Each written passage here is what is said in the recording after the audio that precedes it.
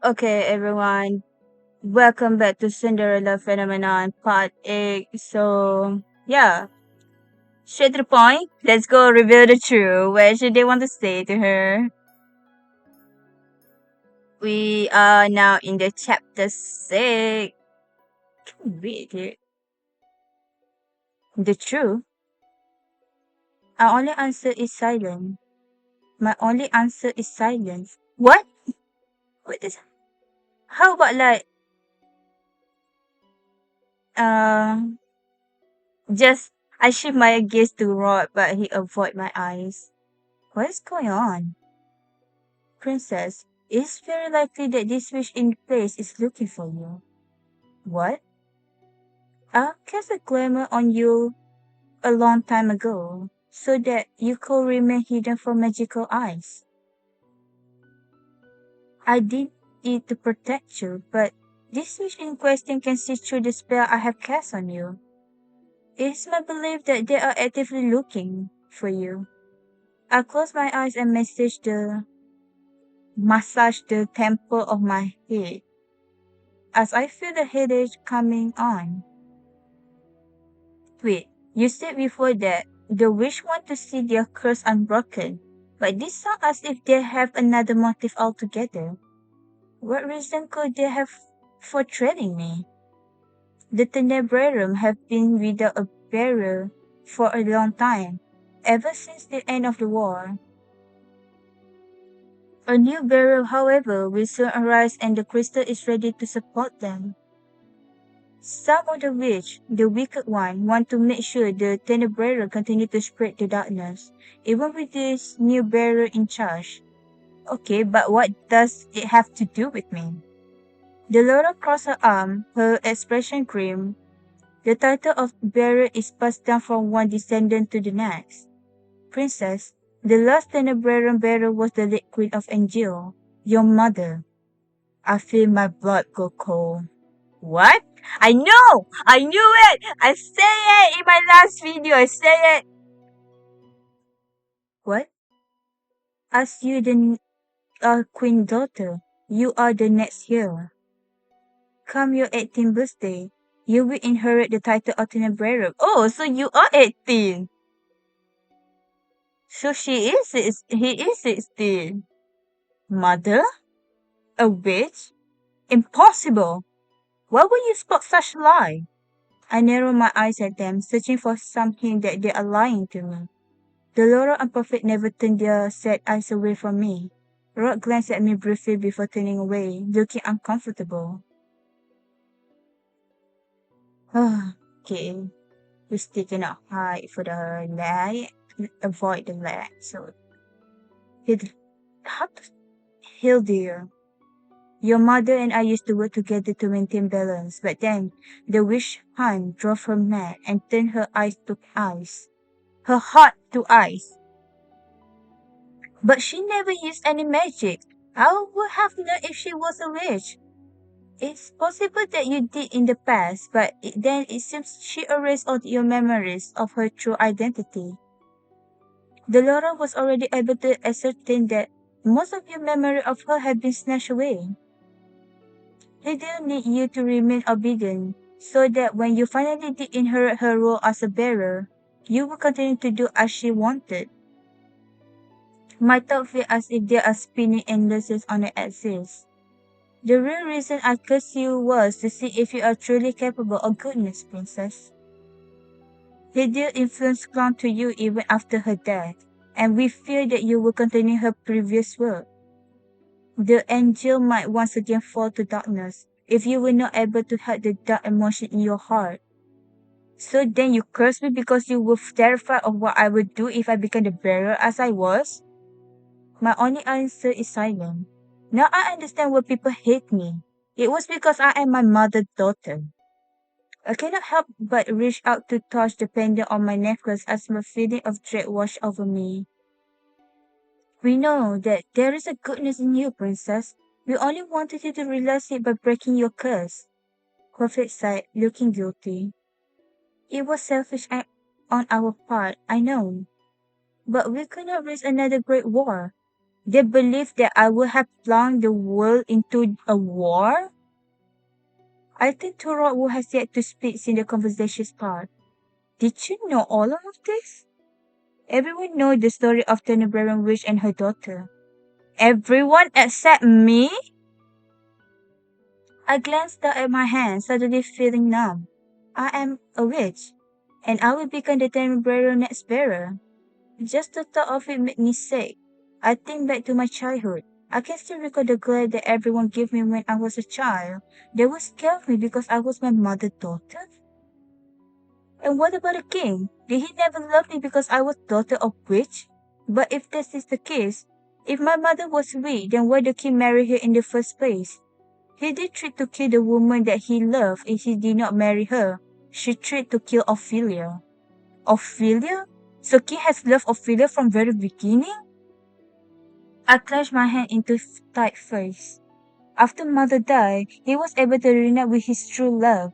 And since then, he has treated Emily and Rod better than he ever treated me, even though I am his daughter by blood. I want to feel angry about this revelation, but instead I feel dreary, emptiness inside of me. A heavy feeling began to settle in my chest, suffocating my heart. He never really loved me. Lucette. Rod voice snapped me out of my thought, and that is when I realized that a straight tear had made it down my cheek. I quickly wiped it away with the back of my hand, angry at myself for showing weakness in front of them. You must be happy to see me like this. What? Your mother was a queen and you and your sister became royal overnight. Is that something out of fairy tale, isn't it? You thought you had the perfect life until I came back into it. I never asked for this to happen. I just want to. Ross suddenly moved his hand to stab him out, muffling whatever other word the Flash was going to say for him. What is it you want to say, Rod? It's nothing. I can show you, however, that the power that comes with the crown had always been irrelevant to my family and I. So stop assuming that everyone around you is after your title or your riches. Did you tell me my sister not teach you anything? I am but to angry retort when I stopped my heart sinking. I already recognized that Emily is more complex than I thought she was, and she has also told me that she never wanted to be a princess. Yet my mother wouldn't have married the king if my father was still here. Delora looked between the two of us and sobbed. And here I thought your relationship had improved. Now it seemed back to square one. I crossed my arm and turned away annoyed. Do you have anything else to add, Prophet? If not, I would like to return to the palace. Princess, stay vigilant and be careful about who you trust. Trust? How do you know who I trust? What made you even think I trust you? Hmm? The anger that I was expecting earlier suddenly rushed to the surface. For all I know, Buffett and Delora could be feeding me lies, playing with me the way Delora did when she first cursed me. I don't expect you to believe what we have told you. Perhaps it was not yet the right time to reveal everything to you. But please, you need to be careful. I stand up and look at them, my arm now hanging limply at my side. How am I meant to trust anyone when all of you have been lying to me this entire time? Lucette, if you don't believe us, then try asking the king who your trust is. Truly is. Huh? I never even thought about asking the king about mother. Rod, you should watch your back too. It is possible that this Swedish crazy could be plotting something against the royal family as well.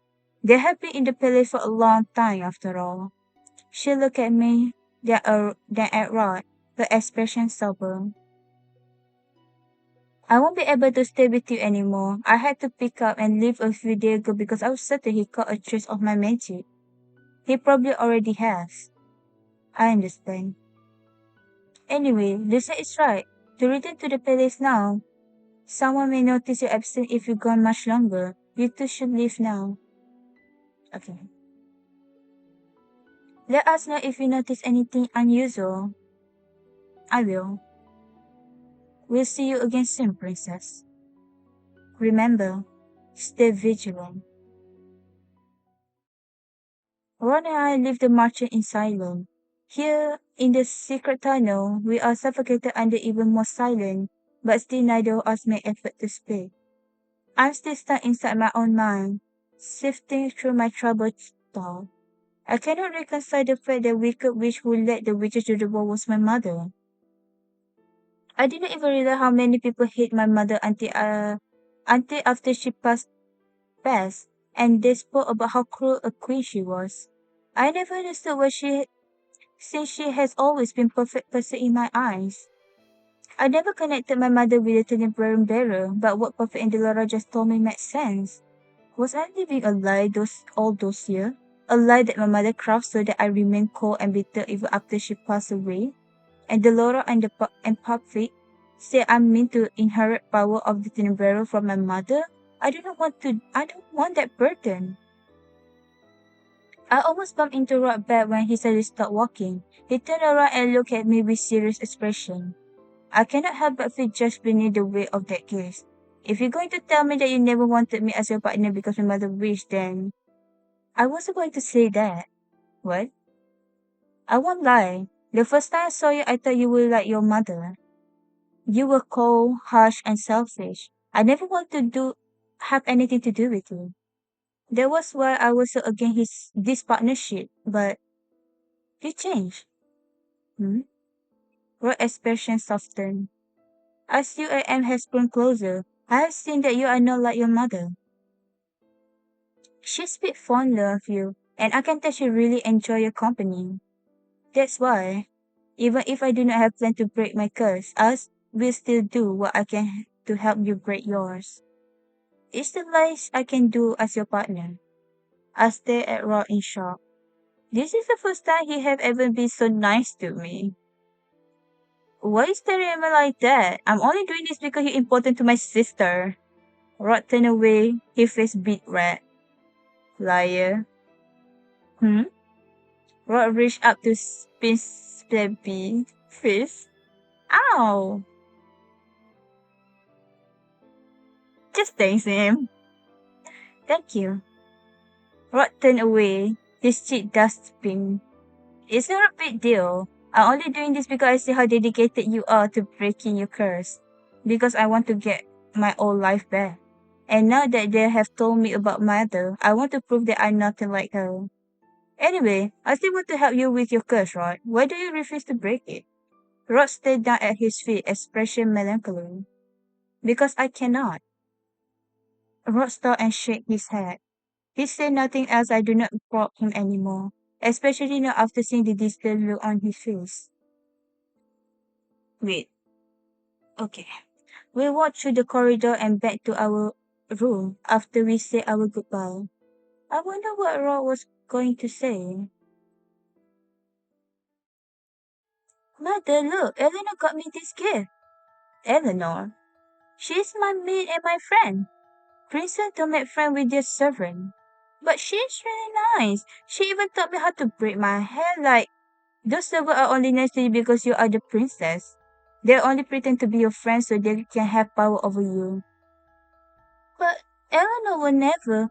What reason do I have to lie to you? I. When have I ever lied to you, little one? You have never lied on me. That is correct. Tomorrow I will remedy this situation. I will hire a new maid. You are not to befriend this one, no matter what she say. But mother, are you arguing with me, Lucette? No, I'm sorry, mother. Right. It had been days since Buffy and Delora revealed my mother's true identity, and the inevitable irresponsibility I have, I am to have on my shoulder once I turn 18.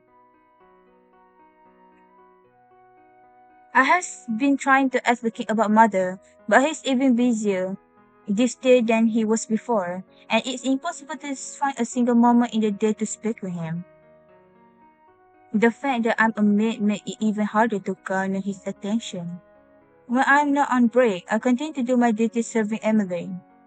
Right now, I'm accompanying her as she practices her walk and posture.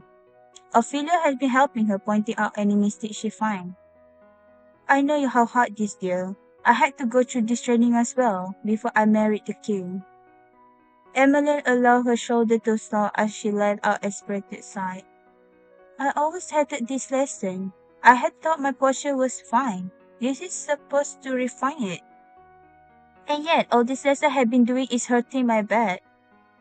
Oh, Emmeline, you get the hang of this. You just need to keep practicing. But mother, I did the same lesson before. Why must I do it again?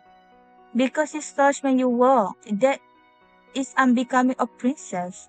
Emmeline scolded at her mother and Ophelia from far away as she burst into laughter. Mother, you are not helping. The atmosphere in the room is from heavy as Emmeline and her mother continue to conduct their lesson. It is almost the exact opposite of lesson I had with mother. Mother always got angry when I had even the smallest mistake. I know this is hard, but as the crown princess, all eyes will be on you during the ball. The people there will judge any small mistake you make, which is why you need to be in top form on that night. I know. Ophelia clapped her hand. All right now, start again. Emmeline groaned before heading to the far wall and straightened her back. She took a deep breath, put a book on her head and began to walk again. The book fell from her head on her third step. She sighed, moved back and started the process again. Neither of us break Emmeline's concentration by speaking. We stand idly by and watch as she tried time time by time to time. I don't know. I'm surprised when Ophelia leaned toward me and began to whisper. Listen, I've been meaning to say this before, but I'm grateful you are friend with my daughter. Huh?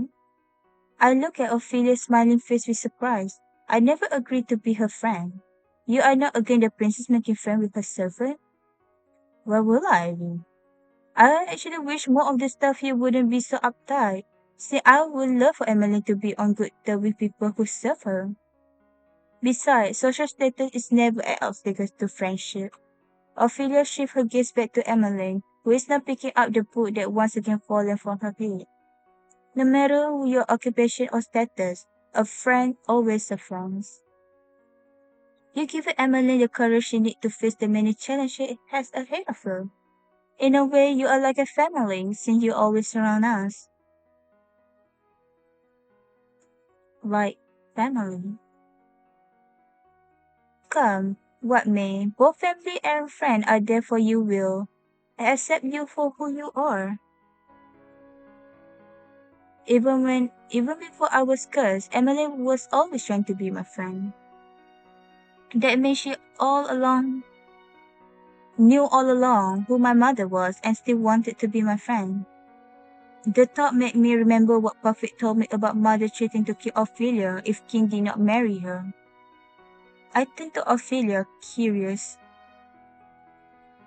Your Majesty, may I ask you know about the late Queen rule? Ophelia looked at me quizzically, so I quickly added the thoughtless lie. I was not an angel and only heard his story. I just thought it was so hard to believe with how peaceful things are in the palace right now. The kingdom was a dark place back then. People lived in fear under her rule. The king had no real power over Angel. The witches had free reign over the kingdom. They cast the fairy tale curse incessantly and on a whim. We barely left our house in fear of becoming cursed. Mother Ring was that terrible? The king still blamed himself for the darkness that we felt Angel during the time.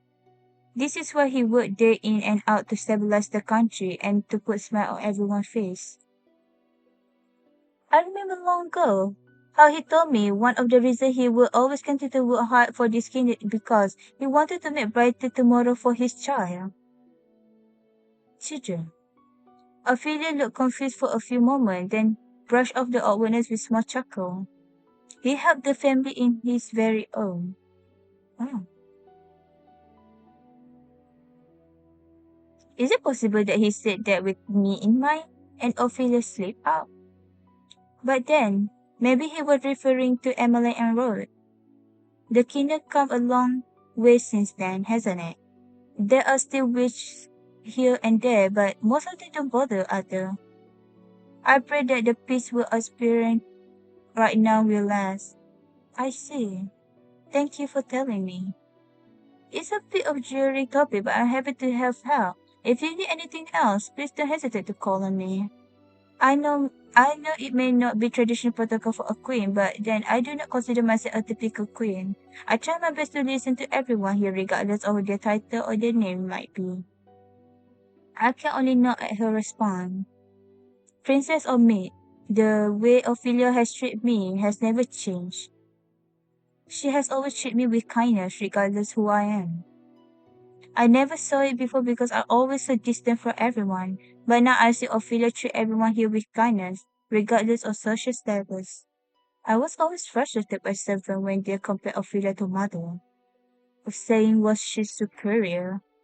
But now, I can understand why they make such comparison. Ophelia's only human, ma. What you thought? Aduh.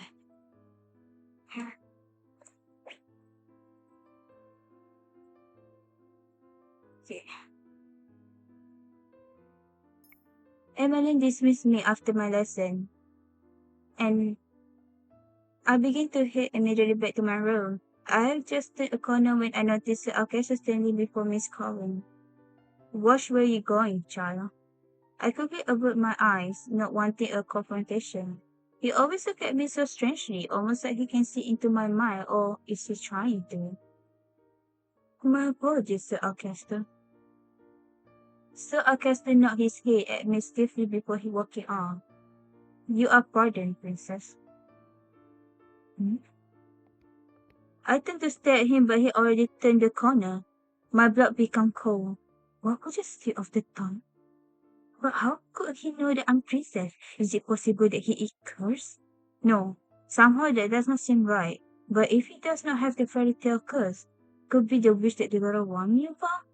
What reason would he have to unveil his identity then? Unless he just want to intimidate my father. It's occurred to me that first to remember who I am. Did he tell his father about me? Now I am even more confused about who I should trust. Who said? I jumped when I heard Rock call me. His expression slowly seized with something that looked like worry. You pale. Did something happen? Will he believe me if I told him? Tell him! So I casted no I am the princess. Do you think it's the wish Delora talking about? I whispered the word to him and he responded with raising his eyebrow, looking surprised. What made you say that? Is this isn't just something standfish of the act, isn't it? You don't believe me? Rod sighed. I never said I didn't. It's just that we can't just blindly accuse anyone with the aerial pearl. Rod stared at me for a few moments and closed his eyes.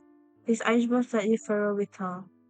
Sir Fisher also remember who you are. I do not want to be suspicious of Phrase, but I don't think blindly trusting because will be right either, given this circumstance.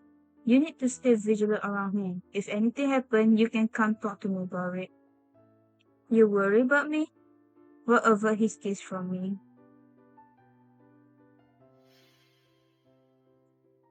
What's this? What's this? Of course I am. Well, you're actually being honest. Hey, said this. What? Rock glared at Sebby before pinching his cheek. Anyway, I must have leave now. I have a dance to practice for. Dance? But you already know how to dance. Why do you have to left to practice? Rock does not answer and only walk away. I decide to follow after him. Why did you follow me? I shrugged. I want to see you practice. To be honest, I want to see him dance. I already know that Emily is very clumsy when it comes to dancing, but outside of one practice with Emily, I had never seen Rod dance. Emily always glowed on his behalf, but I had yet to witness Rod's supposed talent with my own eyes. Our dance together was so short, I barely had any time to judge him. Oh, you just want to judge him out. I did not practice with an audience. Why? It is my preference. Ro is easily embarrassed. Oh, thank you, Sebi. Ro groaned and pinched one of Sebi's cheeks, lowering. Sorry. Ro reluct- reluct- reluctantly, how to say it? Reluctantly released the bunny with sigh. I know that you have been talking more lately, Sebi. Oh, that because Ro have been saying things that can predict what he think or feels. Sebi made a sound of defeat as Ro once again pinched one of his cheeks. Hmm. Rod stared at me with wide eyes, and I stared back, beginning to panic. What's wrong? You smile again. I put a hand to my mouth, flushing. Are we smiling again? I never even noticed. It was pretty smart, princess. Right? Hey! Hey! Stop that! Hey! Hey! Rod quickly turned away, cheek slightly pink. I need to practice now, so I would appreciate you leaving. He didn't even command me to leave. What a surprise. Emily said you were really good dancer. I want to see it with my own eyes. So you can judge me? I should have this. um,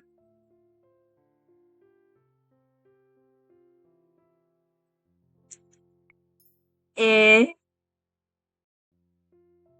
I almost smirked. Maybe he's reluctant to show me, but Roy is all full of pride. He's more likely to show me if I pose a challenge. You didn't even answer the question. And are you underestimating my dancing? The other may have forgotten, but you still remember, do you not? I am princess, and I was taught by a kingdom best instructor. I said the word with pride and noticed Rod did twitch in response. It actually made me feel accomplished to get under Rod's skin when is usually the one getting under mine. Having the best instructor does not automatically make you the best dancer. I'm pretty confident with my own skill. Say what you want, but I will refuse to believe you without any proof. I will say, and I am better dancer than you are. Oh, another diamond for us! Rod stepped forward and pulled me suddenly into his. Oh my god! Oh my god! Taking me by surprise, he looked at me clearly determined. Determined. Fine then. You have your proof. I'll make you swallow those words with this dance. Oh, go, go! Go, go! We shall see. Rod started leading the dance. He glided us into the imaginary rhythm of a waltz. Even without a music, I am able to count the steps in my head as I follow his lead. This is different from the short dance we showed Emily. Rod movement are graceful. His touch gentle as he lead me to underarm twirl. Oh, too close! Too close! When I come to face him once again, I notice the gentle way he's staring at me. The usual hardness of his expression is gone, melted into something relaxed. I found myself staring back at him, looking into his eyes. Perhaps Roy does have some gentleness to him. Our guest does not break as he told me. You have beautiful. Hey! Oh, now, Huh? Rod eyes wider as soon as mine do. He abruptly let go of my hand and stepped back. I kept only staring at him with my face warm. It wasn't me this time. That was more than just a thought, I swear. Oh, Rod said nothing. Through his teeth continued to darken with embarrassment. Oh my. Rod and I turned to look at Emmeline, who is hovering by door. Excuse me. Rod quickly walked through the doorway and out into the hallway, leaving Emmeline and I alone in the room. What just happened? Oh, you blushed too! Ah! That was wonderful dance, Ray. You said you were watching? I only just saw the last few minutes, but the two of you really did look like a couple. It was sweet. I know, right? Uh, a couple? Oh, you blushing. I put her to my chin and turned away with a scowl. I'm not. Besides, whatever just happened was embarrassing. Do you like Oh, straight to the point. Shoot, shoot, headshot. I stared at her. I do not. Also, you're forgetting that I am a maid who could not be with a prince even if I wanted to. He is grumpy and cold. And even though we're not a blood related, he is still my stepbrother. If only Emily realized how crazy her were in light of the truth. Yes, yes. Emily suddenly looked starry eyes as she giggled at me. Love knows no boundaries, dearly said. Besides, he seems to like you. Your brother hates me. Right? Can be contradiction sometimes. Sometimes he say the opposite of what he feel. It's only when you get to know him as well as I do, you realize what his truths are. I cannot help but think of Sebi, who always speak right talk aloud when they are contradictory. He always so mean to Viorica when we were young. He would always bully her for being crybaby, even though he cried far more often. But then I realized that he treated her more special than he did anyone else. Told you he liked Viorica, but then I knew that he liked her. I thought the one day told them might even grow to love each other, but Emily let out a long sigh as she directed her attention out the window. His attitude toward her has changed ever since he was cursed. Then they grew even more distant when Viorica found a lover. Is that the reason you're going to toy shop with Prince Rod? Because you want to bring them back together? Emmeline's not. The two of us were best friends. The three musketeers. It's not the same without Rod. I keep asking him what's wrong, but he refused to tell me. He always been stubborn, but it's not like him keep a secret. It's really frustrating because I have no idea what I should do to help him. I thought he was just being stubborn with me, but apparently no amount of prodding, even with from his own family, will make him budge. Why is it been so difficult? I hope you do not mind me asking. What what do you know about his curves? Emily stared at me for a few moments before nodding. You're my best friend, is that? And I know I can confide in you. I know that sometimes I'm not trusting enough, but I think Emily is still for to start to trusting. Yeah, I understand you. I understand, but well, what can we say? Except you're welcome.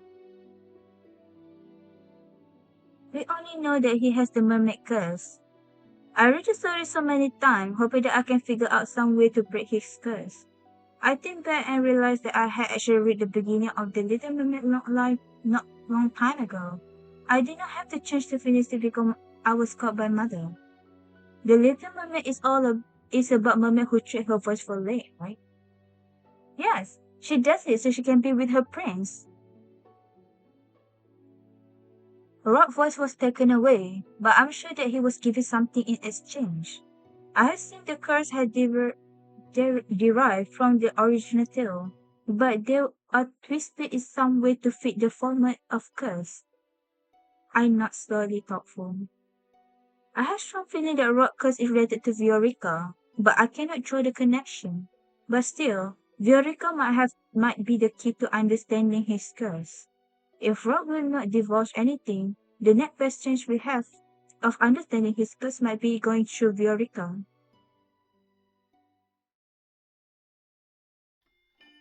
Oh, that's the end of chapter 6.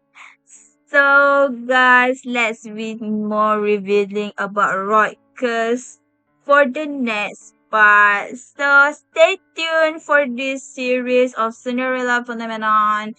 See you guys next time. My job.